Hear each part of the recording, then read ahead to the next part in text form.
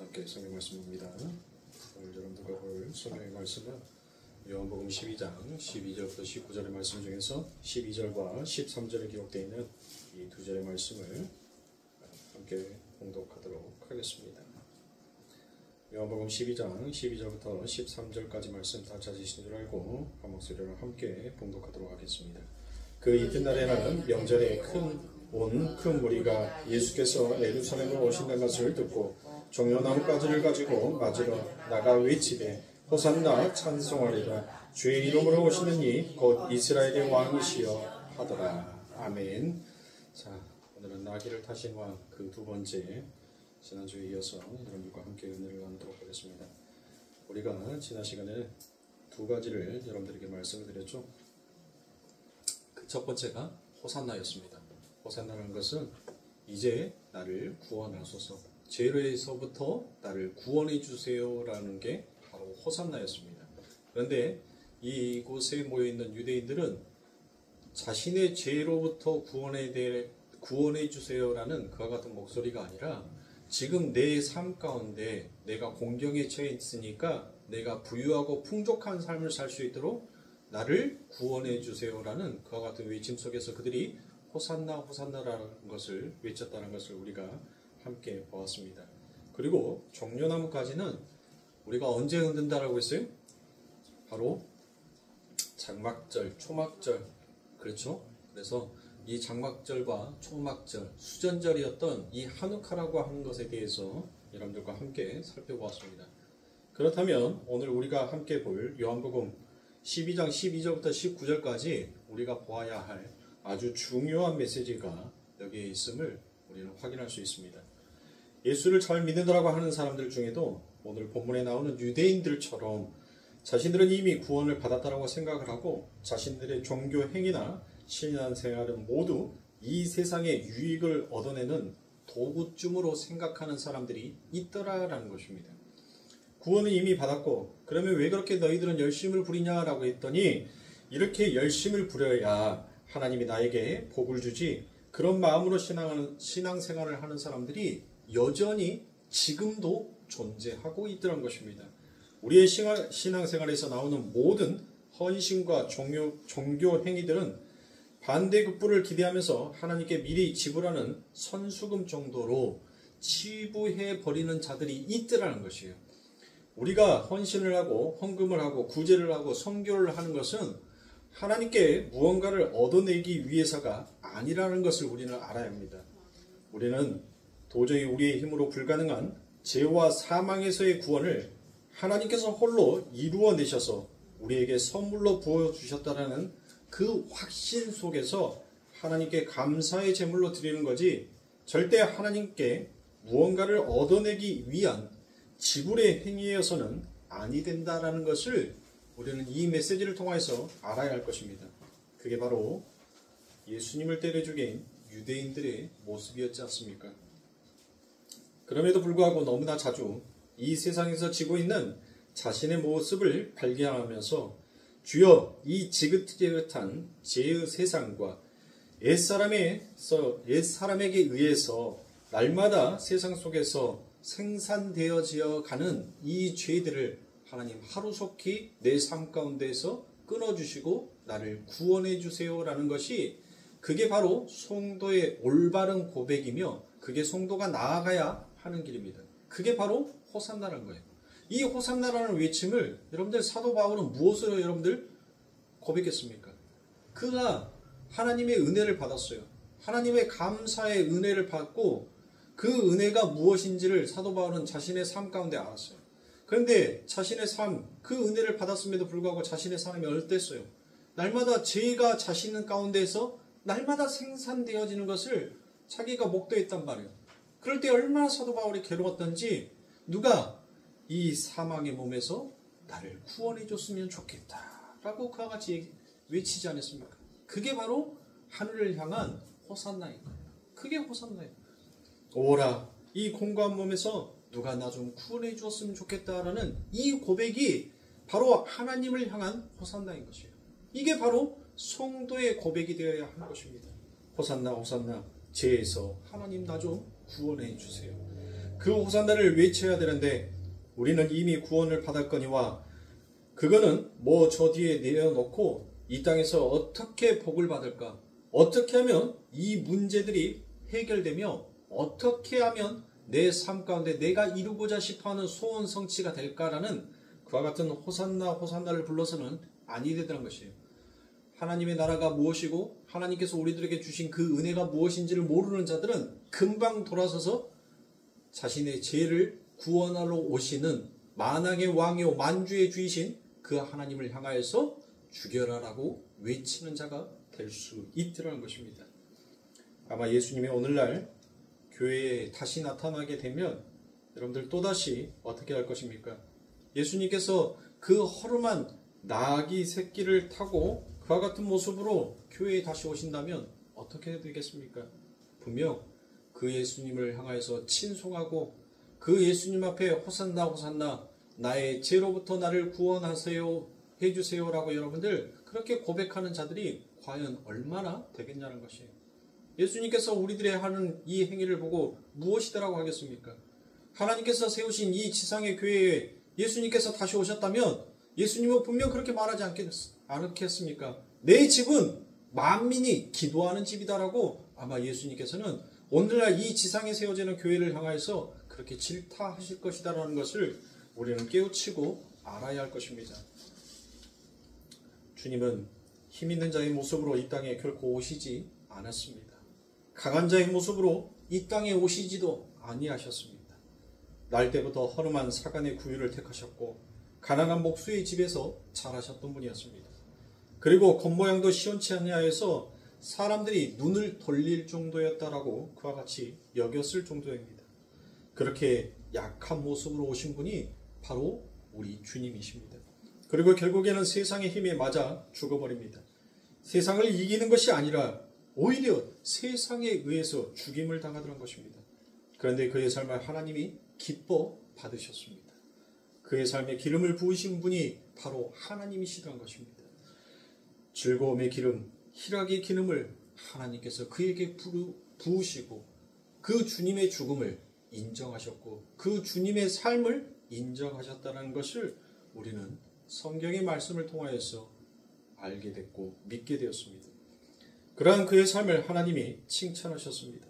자신의 약함으로 원수를 유익하게 하고 섬겨주는 삶을 하나님은 기뻐하시더란 것입니다. 하나님은 그렇게 약한 모습으로 죽기까지 순종하신 주님의 머리에 기름을 붓고 그를 오른손으로 높이 드셨다라고 그와 같이 얘기합니다. 바로 오른손으로 높이 드셨다는 것은 바로 예수 그리스도가 내가 승리자다라는 그와 같은 의식인 것입니다. 사도행전 2장에서도 나오지 않습니까? 베드로 설교에 오른손을 높이 드셨다라고 그와 같이 얘기합니다. 내가 승리자다. 그게 바로 하나님의 나라의 삶의 원리다라는 것을 모든 사도들은 성경의 말씀에 기록하여 놓고 있습니다. 하나님이 주인이시고 하나님만이 힘이시며 하나님만이 계획하실 수 있고 하나님만이 실행하실 수 있는 분이다라는 것을, 그리고 하나님만이 모든 것을 움직일 수 있는 분이다라는 것을 성도는 바로 믿고 인정하며 신뢰하며 그 주님을 향해서 여러분들 호산나 호산나 외쳐야 하는 자가 바로 성도다라는 것입니다. 그 하나님의 나라, 그 하나님의 나라에서는 백성들이 하나님의 은혜만을 의지하며 그분이 뜻하고 계획하시며 행하신 모든 것을 인정하고 순종해야 한다는 것이에요.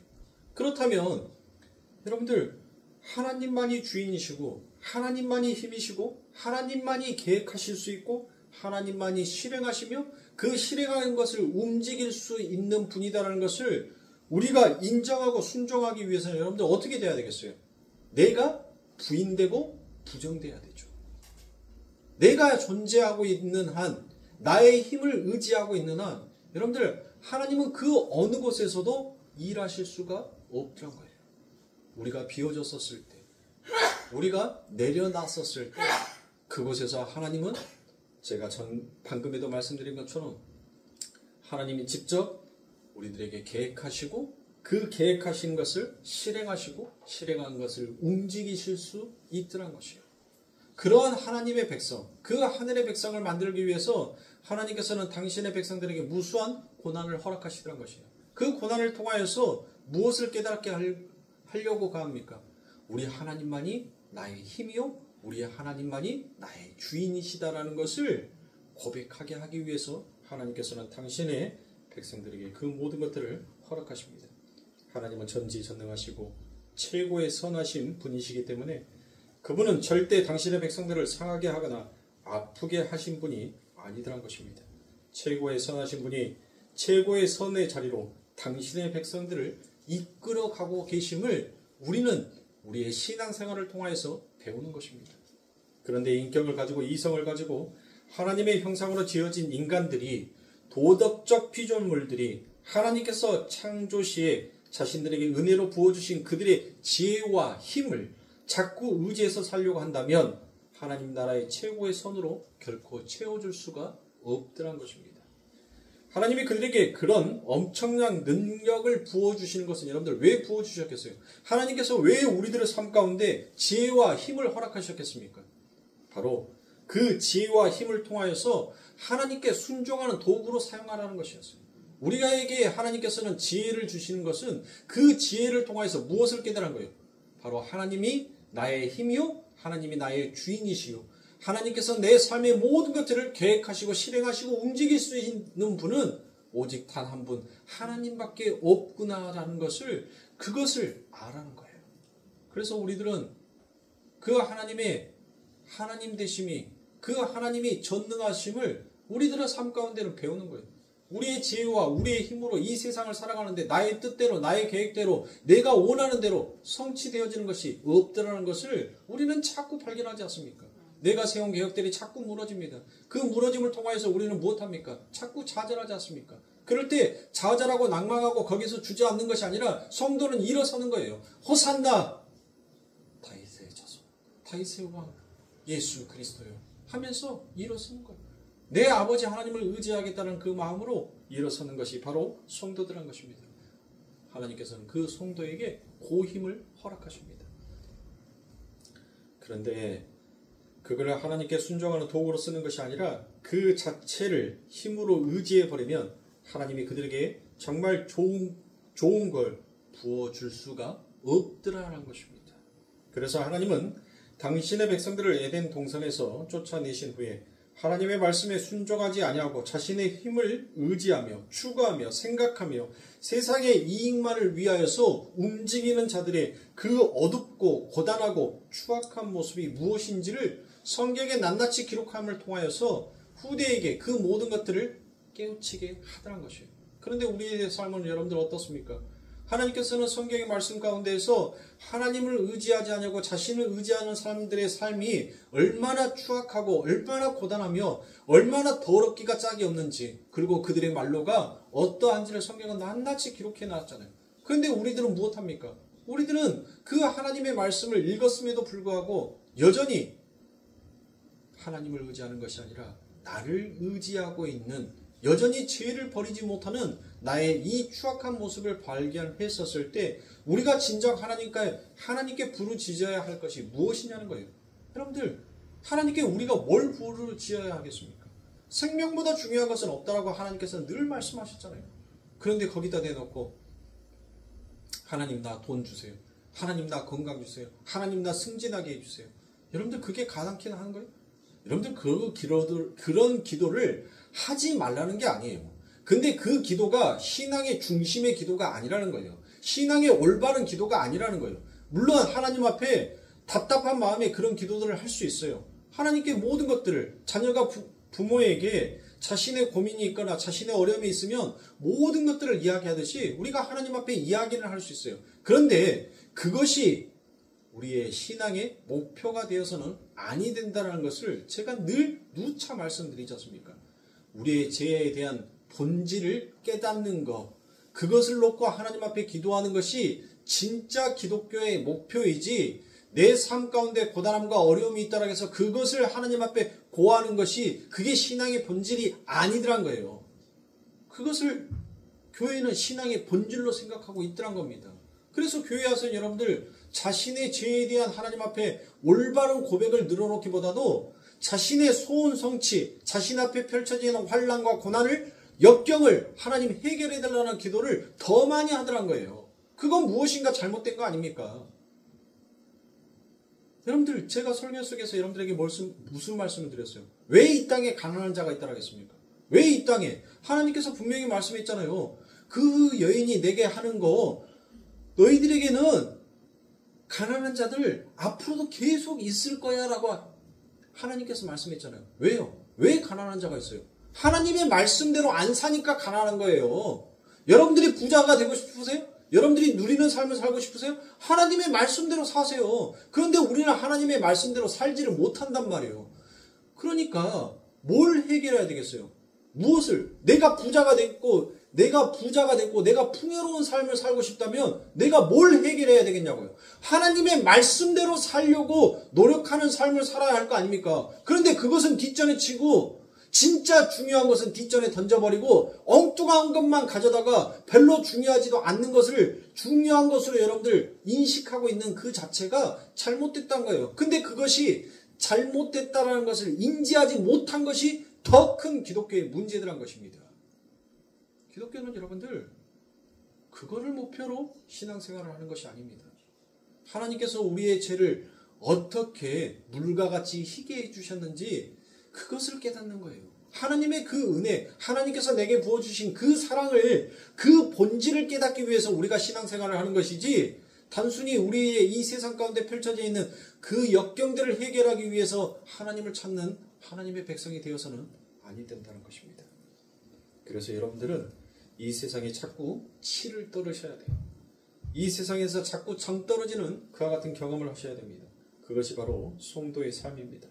성도는 이 세상이 너무 좋아서도 안 됩니다. 성도는 이 세상이 너무 행복해서도 아니 됩니다.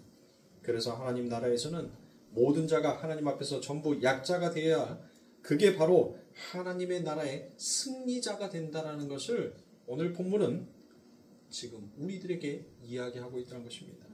너에게 능력이 있어. 맞아. 그러나 그건 하나님이 주신 거야. 왜? 하나님께서 순종하는 도구로, 방법으로 쓰라고 주신 거였어. 이것을 아는 것이 기독교라는 것입니다.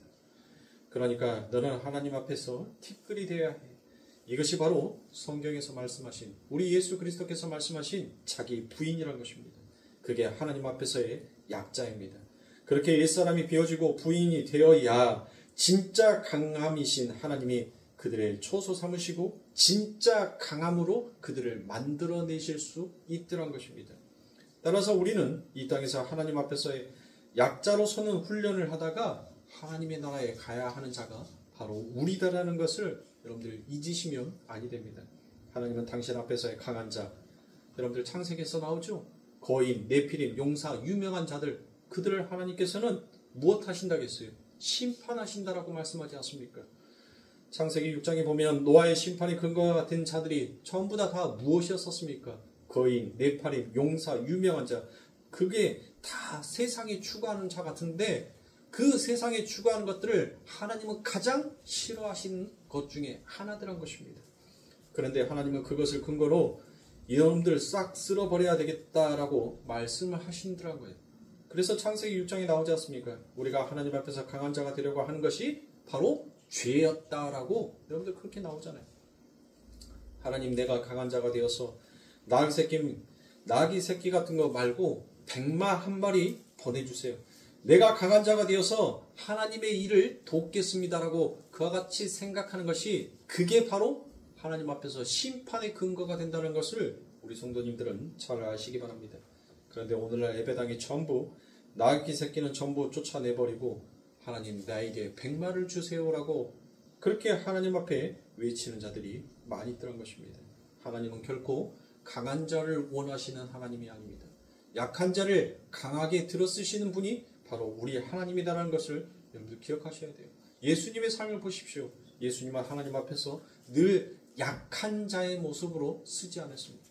그 약한 자의 모습에 하나님의 그 강함이 들어가 있어서 일을 하시자 그 약한 자가 그 약한 자의 강함이 무엇인지를 예수 그리스도를 통하여서 여러분들 우리들에게 보여주셨지 않습니까? 그 약한 자가 그 하나님의 강함이 그 안에 들어가니까 여러분들 어떤 일을 하더란 거예요? 원수를 섬기더란 거예요. 원수를 사랑하더란 거예요. 원수의 유익을 위해서 자신의 목숨을 기꺼이 내어 던지더란 것입니다. 그게 바로 하나님의 나라의 약한 자 같으나 그가 가장 강한 자다라고 하나님은 인정하더란 것입니다. 그래서 성도는 바로 그 길로 가는 자예요. 우리는 강해지려고 하면 안 돼요. 여러분들, 우리는 백마를 타기 원해서는 아니 됩니다. 하나님, 나도 예수 그리스도처럼 저 약한 자의 모습, 저도 그 나무에 매어 있는 나무 당나귀 새끼, 그 당나귀 새끼를 타는 자가 되게 해주세요라고 우리도 그와 같이 돼요. 여러분들, 예수님께서 백마 타고 이 땅에 오시면 어떻게 돼요? 에? 날씨가 이래서 뭔가 그냥 어떻게 돼요? 요한계시록에 예수 그리스도께서 백마 타고 오시면 철창의 권세로 여러분들 이 세상을 심판하신다라고 했죠.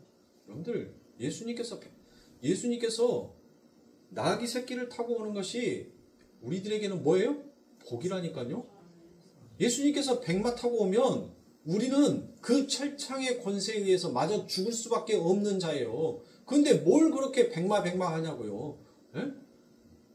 백마를 보내준다는 것은 하나님께서 뭐 하는 거예요? 내가 이 땅에 이제 너희들 심판하러 갈게, 그 말이에요. 하나님, 나 얼른 빨리 심판받고 싶습니다라는 것을 하나님 앞에 고백하는 거란 말이에요. 성도는 여러분들 뭐 할 때가 행복한 거예요? 우리 예수님께서 나귀 새끼를 타고 여러분들 오시고 계시는 그게 우리들에게는 행복이에요. 그래서 여러분들 지금의 때를 무슨 때라고 해요? 그래요. 그래서 은혜 받을 때인 거예요. 왜? 우리 예수님께서 나귀 타고 오시니까. 왜? 뭐 때문에? 우리의 죄를 용서하기 위해서, 우리의 죄를 사하기 위해서, 원수 같은 우리들에게 하나님께서 무엇하게? 그 하늘의 유익으로 우리들에게 주시기 위해서 예수님께서는 그 초라한 모습으로 여러분들 백마를 탄 멋진 백마를 타시는 것이 아니라 나귀 새끼를 타고 오시더란 거예요. 그러니 우리는 뭐 해야 돼요? 예수님, 지금 오시면, 당신이 지금 백마 타고 오시면 저 자신 없어요. 저 그만큼 대단한 믿음 가지고 있지 못합니다. 저 철창의 권세에 맞아 죽을 것 같아요. 그러니 하나님, 그 하나님의 사랑, 그 하나님께서 내게 부어주신 그 은혜가 무엇인지를 하나님, 내가 조금이라도 더 배울 수 있는 시간을 내게 허락해 주세요. 여러분들, 그게 성도에게는 축복인 거예요. 근데 뭣도 모르는 사람들이 백마 태워주세요? 하나님, 나 빨리 죽여주세요. 하나님, 나 빨리 그 심판대에 세워서 나를 죽여주세요라고 고백하는 거라니까요. 그게? 그러니 우리 성도님들은 잘 아셔야 됩니다. 그래서 오늘 성경에서 여러분들, 요한은 일부러 예수님께서 이스라엘에 입성하시는데 무엇을 타고 입성하시더라? 나귀를 타고 입성하시더라. 근데 그것도 나귀, 뒤에다 붙이니까 욕 같네. 새끼 나귀를 타고 오신 겁니다. 자, 여러분, 어른이 한번 생각해 보세요. 어른이 새끼 나귀를 탔다? 뭔가 좀 우스꽝스러운 모습이지 않습니까? 그러니까 여러분들이 무엇을 생각하면 되냐면, 다 큰 어른이 한 3살이나 4살 정도, 3살이나 5살이 타는 3발 자전거를 타고 지금 여러분들 예루살렘에 입성하는 것과 똑같은 거예요. 한번 기억해 보세요. 머릿속에 한번 생각해 보시라고요. 3발 자전거를 타고, 다 큰 어른이 3발 자전거를 타고 손 흔들면서 여러분들 들어오고 입장하고 있다는 것을 여러분들 생각해 보세요. 나귀 새끼면 예수님의 발이 여러분들 땅에 다 닿는단 말이에요. 그러니까 나귀가 예수님을 태우고 가는 것이 아니라 예수님이 마치 걸음을 걸어서 그 나귀를 어거지로 끌고 가는 그 모습을 여러분들이 머릿속에 한번 상상을 해보시란 말이에요. 말이 나귀 등에 업혀서 가는 것을 생각해 보세요. 네? 큰 말이 그 말이 나귀의 등에 업혀서 지금 입성하고 있는 모습을 여러분들 그려보시면 그 모습이 얼마나 우스꽝스러운 모습이냔 말이에요. 그것도 왕으로 오신 주님이 왜 그런 우스꽝 모습으로 흉하게 여러분들 에루살렘에 입성하시냔 말입니다. 그게 왕의 모습과 과히 여러분들 어울리기나 한다라고 생각되십니까? 어기적 세 발 자전거를 타는 모습으로 여러분들 그 왕이 지금 등장을 하고 있습니다. 그런데 이 새끼 나귀는 이미 요한이 어느 날 갑자기 예수 그리스도의 그 모습을 보고 기록하여 놓은 것이 아니라 이미 구약에 있던 말씀을 요한은 지금 이 요한복음 12장에 기록하여 놓은 것을 우리가 알 수 있어요. 자, 요한복음 12장 15절의 말씀에 보니 이는 기록된 바 시온 따라 두려워 말라라고 그와 같이 얘기합니다. 시온에 따라 두려워 말라라는 이 말을 여러분들이 기억하세요. 자, 그러면서 보라 너희 왕이 새끼 나귀를 타고 오신다 함과 같더라 라고 얘기합니다. 그렇죠. 그러니까 지금 이 요한이 뒤에 기록하여 놓은 말씀을 보면 어떤 예언되어 있는 말씀을 지금 이루고 있는 것처럼 묘사를 해놨단 말이에요. 그렇다면 보라 너희 왕이 새끼 나귀를 타고 오신다라는 요 말씀이 성경 어디에 있는가 보았더니 바로 스가랴서 9장 9절부터 12절의 말씀에 기록이 되어 있더란 겁니다. 스가랴 9장 9절부터 12절의 말씀입니다. 시온에 따라 크게 기뻐할지어다. 분명히 요한복음 12장 15절에서는 뭘 했어요? 시온에 따라 두려워 말라라고 했어요. 그러니까 지금 스가랴서 9장 9절에서 시온에 따라 크게 너희들에게 기뻐할 일이 있으니까 무엇하는 거예요? 너희 두려워할 필요 없다라는 것을 여러분들 요한은 이 말씀을 인용하여서 얘기를 하는 거예요. 지금 에루살렘에 따라 즐거이 부를지어다. 보라 내 왕이 내게 임하리니 그는 공의로우며 구원을 베풀며 겸손하여서 나귀를 타나니 나귀의 작은 것 곧 나귀 새끼니라. 정확히 나오죠 여러분들. 보라 너희 왕이 나귀 새끼를 타고 오신다 함과 같더라라는 그 말이 여러분들 그대로 나오지 않습니까? 그래서 10절에 여러분들 그들이 왜 두려워할 필요가 없고 너희들에게 이 왕이 나귀의 새끼를 타고 오는 것이 왜 너희에게 기쁨이고 즐거움인지를 이제 이야기를 해요. 10절입니다.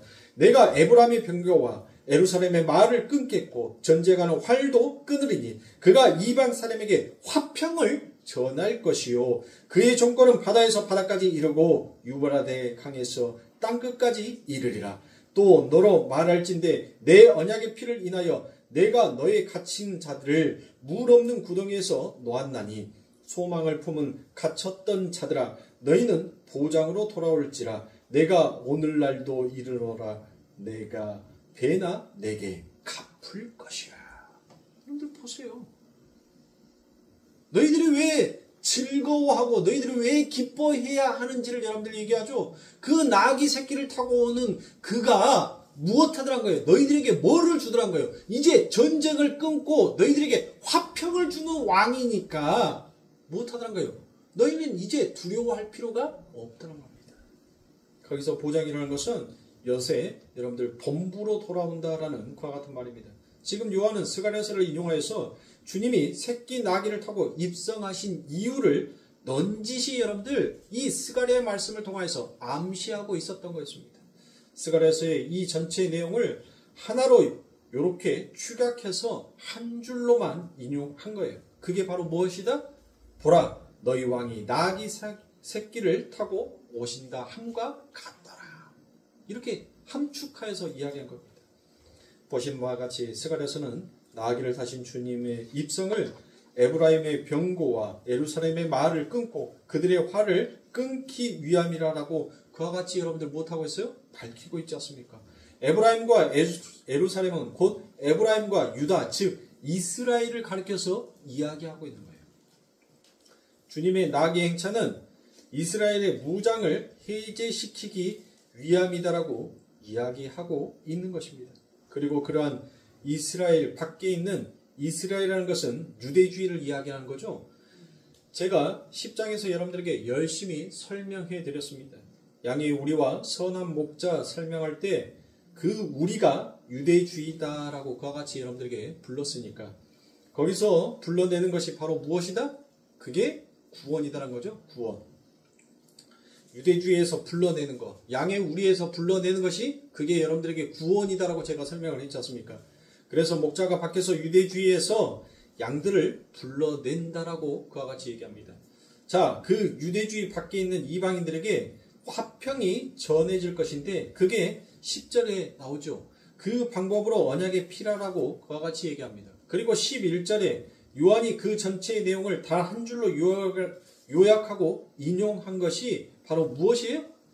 예수님의 나아기 행차는 자신들의 불가능함과 무력함을 인정하지 못할 뿐 아니라 이 세상의 힘을 얻어서 그 힘에 의해 그 힘으로 완성이 되는 화려한 세상 다윗 왕국의 재건을 꿈꾸는 유대주의를 부수고 여러분들 그게 바로 무장 해제라는 거예요. 그게 바로 스가랴에서 내가 그들의 화를 끊겠고 그들의 말을 끊겠고 라고 얘기하는 것이 바로 그거라는 거예요. 무장 해제를 시키겠다는 거예요. 그게 에브라임과 예루살렘의 활과 말과 병거를 꺾는다라는 그 말인 겁니다. 그 유대주의를 부수고 무장 해제시키고 당신의 백성들, 그 유대주의 밖에 있는 당신의 백성을 구원하러 오시는 참된 하늘의 메시아의 모습이 바로 나귀를 타고 오는 이의 모습이다라는 것을 보여주고 있더라라는 것이에요. 그런데 그분이 칼과 창이 아닌 겸손으로 언약의 피로 오신다라고 그와 같이 얘기를 합니다. 그 일을 이룰러 오신다라고 그와 같이 스가랴에서 예언된 말이잖아요. 스가랴 9장 9절 이하의 이야기가 바로 그 이야기예요. 하나님은 당신의 백성들을 상징하는 모형으로 이스라엘 왕들에게 몇 가지 준수해야 할 명령을 하나님께서는 그들에게 직접 하달했습니다. 그 말씀이 뭐였어요? 왕이면 진짜 왕은 뭘 해야 된다는 거예요. 이 하나님께서 그만 금기를 여러분들 지켜야지 그가 진정한 왕이다라고 얘기를 했단 말이에요. 자, 그러면 하나님께서는 왕으로서요 무엇을 금기시켰을까요? 바로 신명기 17장에 나오죠. 신명기 17장 16절의 말씀에 보니 왕이 된 자는 말을 많이 두지 말 것이요 말을 많이 얻으려고 그 백성을 애굽으로 돌아가게 말 것이니라고 그와 같이 말씀합니다. 자, 왕이 된 자는 무엇한다고요? 왕이 된 자는 말을 많이 두지 말라는 거예요. 하나님은 이스라엘 왕들에게 여러분들 말뿐만이 아니라 뭣도 아내도 또 그것뿐만 아니라 뭐도 은과 금도 여러분들 많이 쌓아두지 말라라고 그와 같이 얘기했어요. 원래 왕은 그걸 많이 가지고 있어야 되는 거예요. 세상의 왕은 그걸 많이 가지고 있어야지만이 그들에게 여러분들 뭐가 되는 거예요? 힘과 권력이 되는 거 아닙니까? 그렇죠. 자신을 지키는 것이 돼요. 그런데 하나님은 무엇하는 거예요? 무장 해제를 시킨다니까요.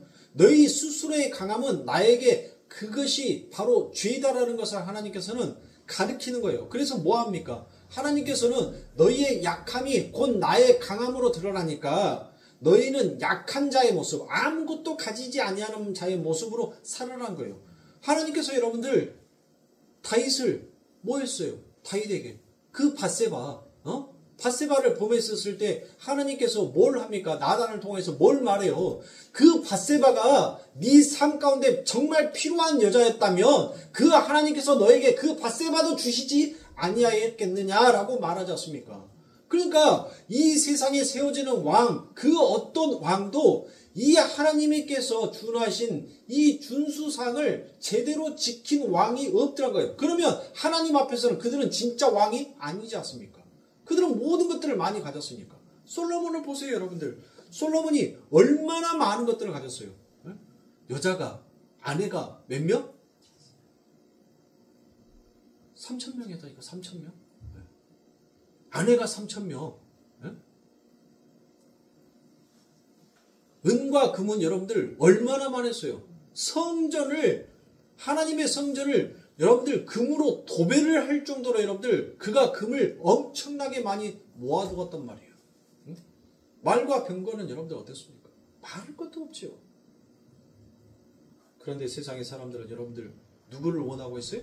하나님 솔로몬과 같은 지혜를 주시고 솔로몬과 같은 부와 권세를 허락해 주세요라고 외치고 있더란 거예요. 하나님은 그런 자를 원치 아니한다는 거예요. 결국 여러분들 하나님의 그 축복을 받은 하나님께서 그 솔로몬에게 뭐와 뭐를 허락했어요? 지혜와 힘을 허락하셨죠?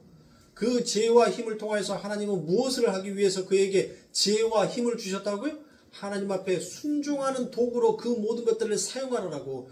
너희 만군의 왕이요 만왕의 왕이신 너희들의 삶 가운데 주인이시요 너희들의 삶의 힘이요 너희들의 삶 가운데 계획과 실행과 움직임을 하실 수 있는 분은 바로 하나님이다라는 것을 하나님께서는 그에게 지혜와 힘을 통하여서 깨닫고 알으라고 주셨는데 오히려 그 힘을 통하여서 여러분들 그 지혜를 무엇했어요? 오히려 우상을 섬기는데 자신의 쾌락과 자신의 행복과 자신의 강함을 드러내는데 여러분들 사용하였다가 결국은 죽지 않습니까? 여러분들 그렇다면 솔로몬은 목사님 천국 갔습니까? 지옥 갔습니까? 저한테 묻지 마세요.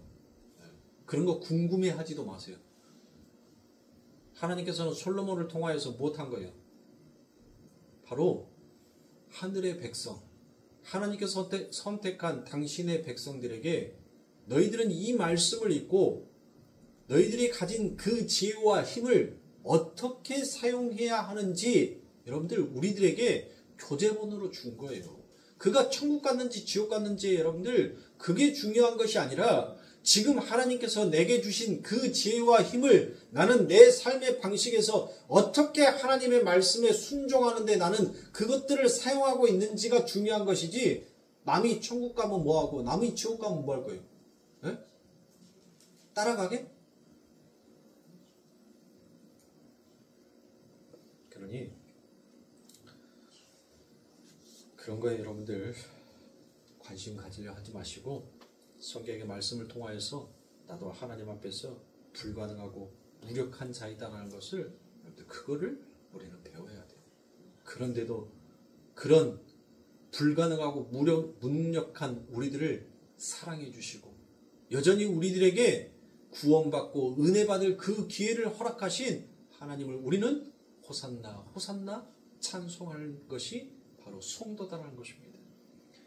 하나님께서 이스라엘을 왕들에게 말과 아내와 은금을 많이 두지 말라라고 한 것은 하나님의 백성들의 힘은 말이나 은이나 금이나 여자에서 나오는 것이 결코 아니더란 것입니다. 세상 사람들은 그것을 힘의 근거로 여기지만 성도들의 힘은 하나님이다라는 것을 보여주기 위해서 이스라엘 왕들에게 그것을 금기로 정하여 놓은 것입니다. 한 말씀 더 봅니다. 시편 33편 16절과 17절의 말씀입니다. 많은 군대로 구원 얻은 왕이 없으며 용사가 힘이 커도 스스로 구원하지 못하는도다. 구원함의 말은 헛것이며 그 큰 힘으로 구하지 못하는도다 라고 말하지 않습니까? 말은 구원에 있어서 이 세상의 힘은 구원에 있어서 전혀 힘을 발휘하지 못하더란 것입니다. 오직 하나님에 의해서만 구원이 온다라는 것을 여러분들 이야기하고 있지 않습니까? 그걸 가르쳐주기 위해서 말 많이 못 두게 한 거예요. 너희들의 힘은 나니까 말 많이 두고 그것으로 힘 삼지 말라는 것입니다. 또 한 절 말씀 봅니다. 시편 20편 6절부터 7절의 말씀입니다.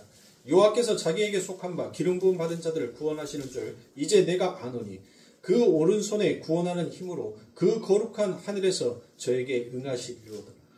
혹은 병거 혹은 말을 의지하나 우리는 여호와 우리 하나님의 이름을 자랑하리로다라고 말하지 않습니까?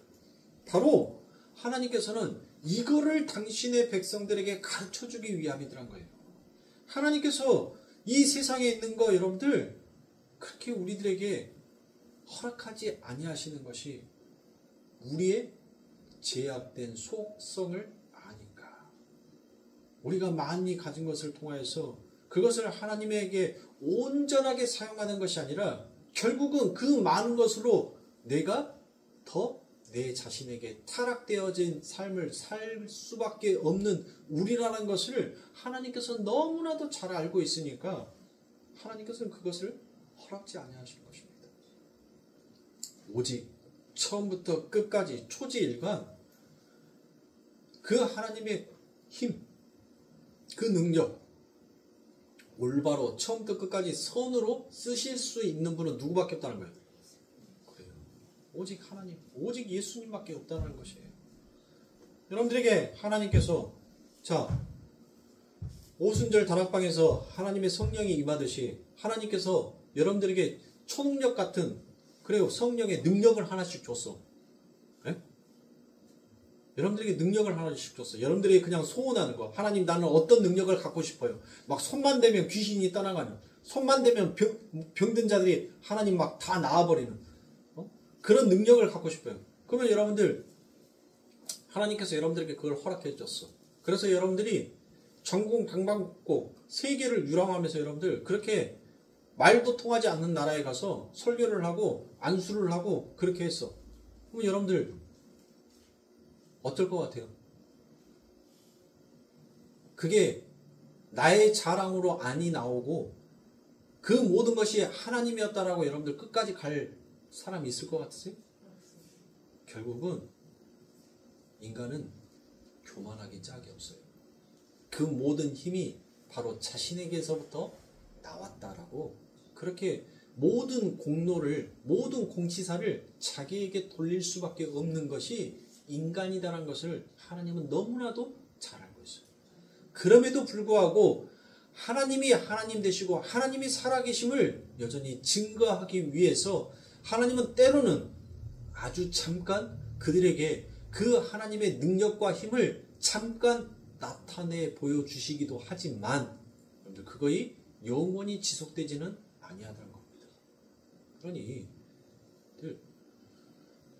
우리는 하나님께서 그 하나님이 가지고 있는 그 힘과 권세와 능력으로 오늘도 내 삶 가운데 초지일간 중심 없이 왔다 갔다 하는 것이 아니라 하나님의 중심을 잡고 날마다 우리를 선한 삶으로 이끌어 가시는 그 힘과 능력으로 사용하시는 그 하나님을 우리는 감사해야 하고 고마워해야 하는 것이 성도라는 거예요.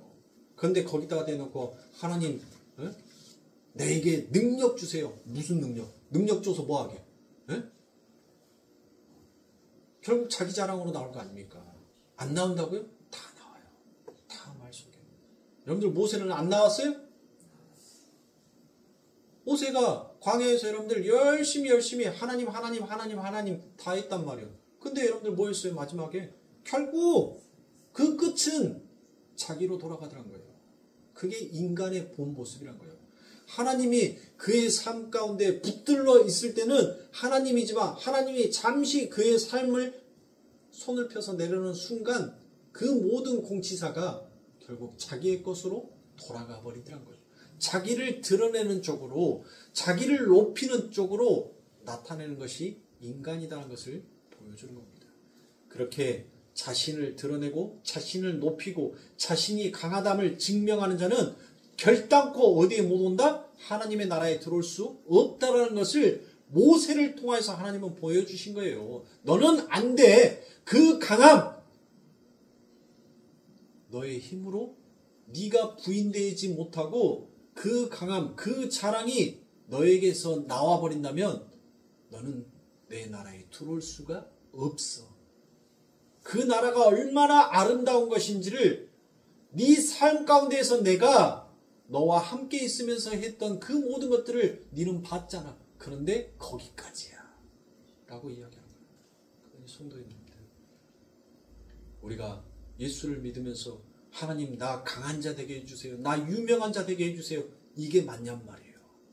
다소 내 삶 가운데 부족함이 있어도 하나님 감사합니다. 내가 하나님의 말씀 앞에 제대로 서지 못하고 아직 하나님의 말씀 앞에 온전한 하늘의 백성으로 내가 세워지지 못했음에도 불구하고 하나님 내 삶 가운데 이렇게 날마다 채워주시는 그 하나님 감사합니다. 여러분들 그렇게 나가는 것이 그게 성도라는 거예요. 그게.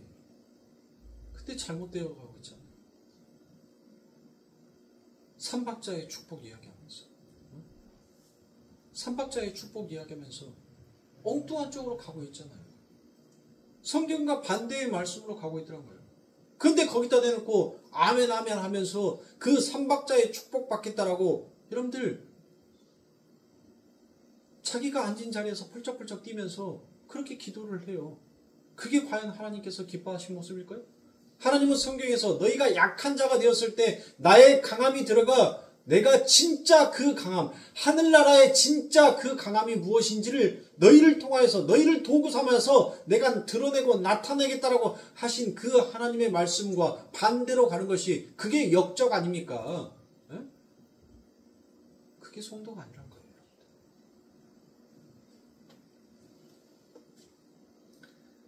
하나님께서 인간들을 구원하시는 방법이 이 세상의 힘을 이용해서 이 세상의 힘을 부어주는 게 오늘날 어떤 교회들이 이야기하는 것처럼 그게 구원의 모습이라면, 그게 구원받은 가시적인 모습이라면 여러분들 예수님은 굳이 이 땅에서 나귀를 타고 들어오실 필요가 없는 것입니다. 구원하러 들어오시는 예수님이 나귀 타고 오시면 안 되죠. 그 예수님은 무엇을 타고 와야 됩니까?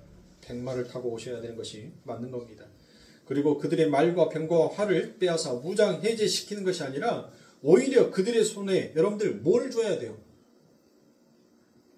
활 갖고 있는 시절에 총 갖다 주면 여러분들 어때요? 총 갖고 있는 사람한테 여러분들 미사일 쏠 수 있는 미사일 주면 어때요? 그게 오히려 더 강함 아닙니까? 그렇지 않더란 것입니다. 그걸 왜 빼앗습니까? 세상의 힘에 구원의 근거가 된다면 하나님이 그것을 왜 그들의 손에서 빼앗아 무장해제를 시키겠냔 말이에요. 하나님은 왜 그러한 초라한 모습으로 새끼 나귀를 타고 왜 그렇게 우스꽝스러운 모습으로 예루살렘에 입성합니까? 백마 타고 가장 강한 자의 모습으로 여러분들 등장해야 하는 것이 여러분들 그게 우리가 이치적으로 맞지 않습니까? 그런데 주님은 나귀 새끼를 타고 그들의 활과 칼과 병거를 빼앗으러 오셨다라고 그와 같이 말씀합니다. 그들을 무장해제시키러 오셨다라고 얘기합니다. 그리고 그게 구원이다라고 성경은 우리에게 말씀합니다. 그게 바로 하나님의 일하시는 방법이고 하나님 앞에서 철저히 순종함이며 그것이 약함을 드러내서 당신의 강함을 채우는 하늘의 방법이다라는 것을 하나님께서는 지금 우리들에게 말씀하여 주고 계십니다. 그래서 바울은 고린도후서 12장 9절부터 10절에 이와 같이 얘기합니다. 내가 이르기를 내 은혜가 내게 족하도다. 이는 내 능력이 약한 데서 온전하여짐이라 하신지라. 이러므로 도리어 크게 기뻐함으로 나의 여러 약한 것들에 대하여 자랑하리니 이는 그리스도의 능력으로 내게 머물게 하려 함이라. 그러므로 내가 그리스도를 위하여 약한 것들과 능욕과 궁핍과 핍박과 곤란을 기뻐하노니 이는 내가 약할 그때 곧 강함이니라 라고 얘기합니다. 여러분들 이게 바울은 진짜 자신에게 줬던 그 지혜와 힘이 무엇인지를 그는 알았던 거예요. 하나님께서 자신에게 그 지혜, 그 힘을 허락하셨던 것은 바로 무엇이었어요? 이렇게 하나님의 말씀 앞에 이 지혜와 힘을 통하여서 나의 약함으로 내려가라고 하나님은 이 모든 것들을 허락하셨구나라는 것을 알았기에 자신에게 찾아오는 여러분들 여러 가지 환난과 어려움과 곤란을 무엇으로 여겼다? 기쁨으로 여겼다라고 말할 수 있는 겁니다. 가시적으로 이야기한 것이 아니었어요. 바울은 성경 곳곳에서 자기가 여러분들 엄청난 환난과 고난을 당하는 것을 오히려 즐거움이요 낙이요 기쁨이다라고 그는 날마다 표현을 했단 말이에요. 어떻게 그렇게 표현할 수 있냔 말이에요. 그 약함 속에서 강함으로 자신을 붙들고 일하시는 하나님을 바울은 맛보았기 때문입니다. 그렇다면 하나님께서는 바울에게만 허락하고 우리들에게는 그것을 허락하지 아니하시겠습니까? 아닙니다. 하나님은 우리들에게도 그 강함을 드러내고 싶어 하시는 하나님입니다. 여러분들 고린도후서 12장 9절부터 10절의 이 말씀이 무슨 뜻이요, 무슨 말씀인지 이제 확실하게 여러분들 아셨죠? 고린도후서 13장 4절입니다. 그리스도께서 약하심으로 십자가에 못 박히셨나니 오직 하나님의 능력으로 살으셨으니 우리도 저희 안에서 약하나 너희를 향하여 하나님의 능력으로 저와 함께 살리라 라고 말씀합니다. 예수도 약하셨고 그를 쫓는 성도들도 약하였습니다. 그뿐만이 아니라 사도 또한 약하였습니다. 그 이야기는 여러분들 무엇입니까? 우리도 약해야 한다는 것입니다. 그러나 그 안에서 강함이 드러난다라고 확실하게 여러분들 이야기하고 있지 않습니까? 이게 바로 바울이 본 십자가의 모습이었습니다. 그리고 그 십자가를 지고 가는 성도들의 모습이 이러하다는 것을 지금 우리들에게 가르치는 것입니다. 예수님을 필두로 한 하나님의 사람들은 이 세상의 관점에서 볼 때는 나귀 새끼를 탄 것처럼 우스꽝스럽고 연약해 보이나 사실은 그 속에 하나님의 강함이 꽉 채워진 진짜 강함의 모습이었다는 것이에요. 예수님께서도 그러한 우스꽝스러운 행진을 마치시고는 제자들에게 이렇게 당부를 하십니다. 그것이 바로 오늘 본문 밑에 붙어있는 말씀입니다. 요한복음 12장 24절부터 25절의 말씀에 보니 내가 진실로 진실로 너희에게 이르노니 한 알이 밀에 땅에 떨어져 죽지 아니하면 한 알 그대로 있고 죽으면 많은 열매를 맺느니라.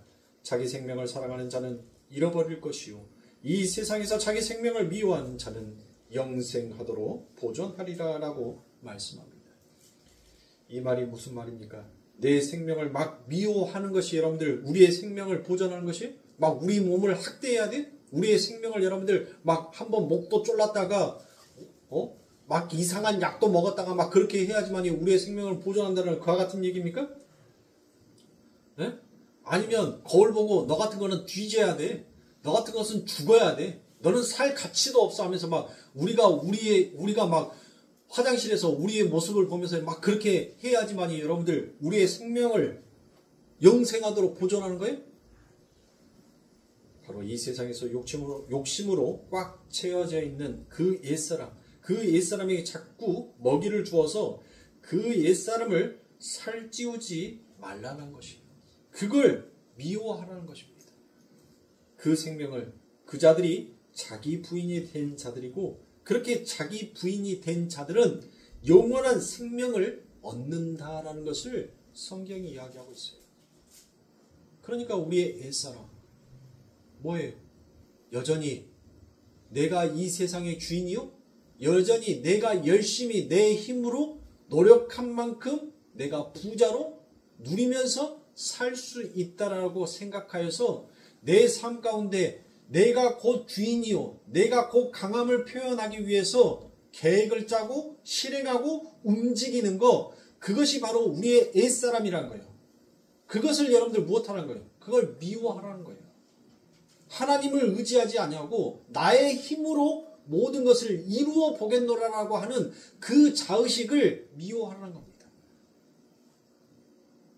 모든 것들을 우리의 시작, 우리의 삶의 모든 계획이 여러분들 무엇이 돼야 돼요? 바로 하나님이 돼야 돼요. 그러니까 성도의 힘의 근거는 여러분들 무엇이어야 돼요? 바로 하나님이 되어야 한다는 것을 지금 예수님께서 우리들에게 말씀하여 주실 겁니다. 그러니까 유대주의자들처럼 하나님 앞에서도 자기 자신이 주인공인 사람들은 사망으로 던져질 거고 하나님 앞에서 자기를 부인하는 자들은 즉 자기 생명을 미워하는 자들만이 영생으로 들어가게 된다는 것입니다. 바로 그 모습을 예수님께서 나귀를 타시는 하나님께서 나귀를 타신 예수님이라는 알기 쉬운 그림으로 당신들에게 지금 보여주고 계시는 것입니다. 따라서 그 예수 안에서 연합이 되어서 작은 예수로 구원받은 우리 성도들도 역시 이 세상에서 나귀를 탄 우스꽝스러운 연약한 모습으로 살다가 가야 하는 것이 그게 맞는 것이에요. 바로 내 삶이 우스꽝스러운 이 나귀 새끼를 타고 이 세상을 걸어가야 하는 것이 맞다라는 것을 아는 자는 여러분들 무엇해요? 자기 삶 가운데 뭐 할 수 있어요? 기뻐하며 감사할 수 있어요. 그래서 바울은 여러분들 내가 배불러도 보고 내가 결핍도 당해보고 내 스스로 자족한다라고 얘기해요. 내 스스로 자족한다는 건 뭐예요? 내가 많이 있으나 적게 있으나 모든 것에 여러분들 뭐 한다는 거예요? 만족하면서 산다는 거예요. 감사하면서 산다는 거예요. 그게 바로 성도라는 거예요.